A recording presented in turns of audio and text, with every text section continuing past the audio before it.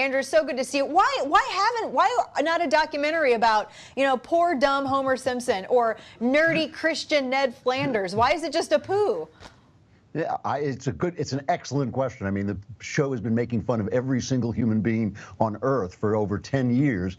I have no idea why you single out this one character. I mean, this is kind of what you worry about when you have nothing to worry about. This is what you worry about when you're in the rich, safe, happy country where you're probably going to live to be like 84. Your generation is going to like build little cities on Mars, and like nothing's wrong. You really don't have a problem. You have a job. You're making money. This guy's the guy who started this complaint is a comedian who is doing pretty well. This is what you worry. You worry about a cartoon, and it is just embarrassing. And it's also, I mean, the only thing that's fun for the rest of us is it's the left eating itself. It's basically left-wingers, people who were making fun of the culture are now no good because they're making fun of a culture including its stereotypes. It's kind of like, I don't understand where the left thinks their sense of humor is going to come from. Or maybe they think they're not going to need jokes. One of the complaints that this guy made is that the voice of Apu is done by a white man.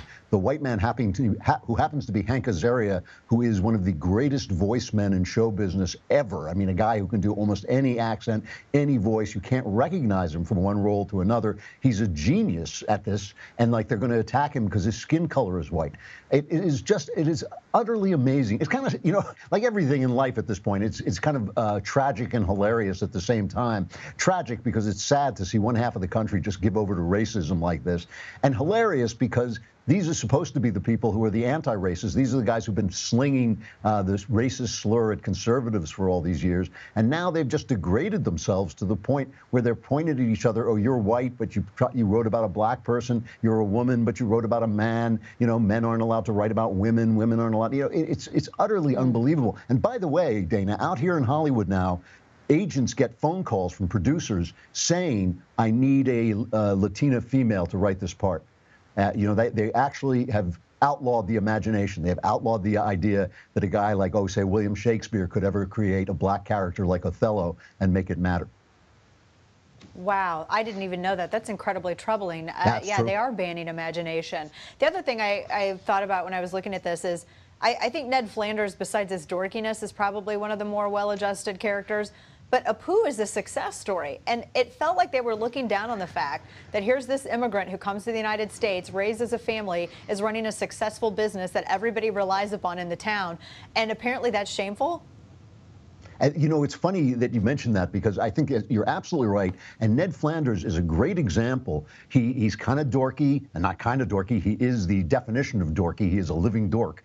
And he is silly, and he is like a lot of religious people I know, where he's hyper friendly and hyper peaceful and all. But everything he says always turns out to be true. And God does show up on The Simpsons from time to time and wreak justice and give mercy. And actually, Ned Flanders always turns out to be right. And the same thing is true of Apu. You can make all the fun of him you want for his accent or whatever, but he's a successful American story, a guy who's built a business. And I think that is a funny thing about The Simpsons in general, is that it has the dopey father and the steady mom and all this, but it really is a kind of paean to the American family. And it really does this so well, where it makes fun of all of us on the one hand, but also kind of has a tenderness at its heart, which is, I think, why it's been on the air so long. It's not just running people down. It actually shows that things work the way they're supposed to. And I think that's kind of nice about The Simpsons, actually. I feel like comedy is finding fewer places of refuge. Comedy doesn't really have a lot of places to go anymore, Andrew. And it's like that's the last frontier for free speech, and it just seems like it's getting smaller. Well, if you have real problems, you need a sense of humor. If you're under the gun, if you're enslaved, if you're oppressed, if you're beaten, you need a sense of humor. But if you're living in this country right now where nothing bad is ever happening to anybody, basically, certainly not on a kind of government level. The government isn't oppressing people. You're not being oppressed if you're black. You're not being oppressed if you're gay. These people don't really have problems. So they have to be super serious to pretend they're important. It gives them a sense of importance. It gives them a sense that they have something, some injustice to fight, some major battle to wage. Fake it till you make it, that's what they say. Yeah. That's right. I think it would be so much better if they would concentrate on doing positive things like building new businesses, building rocket ships, building ways that we can explore new planets. All kinds of things that this generation has to do. And we've just got a whole generation of whiners complaining about cartoons. Yeah, I thought they would, if they're going to pick on something that's offensive, my gosh, South Park. And South Park doesn't have any of the tenderness. I love that you picked up on that, the tenderness of The Simpsons, because it does. I mean, there are times when it's, both parts ridiculous and also very tender, but then you have South Park that just goes out and just pummels the crap out of every single person. No one is safe. Everyone gets ruthlessly mocked and made fun of, and they regularly kill off their main character. So it's funny that they didn't pick on South Park, probably because they'd make an episode out of it.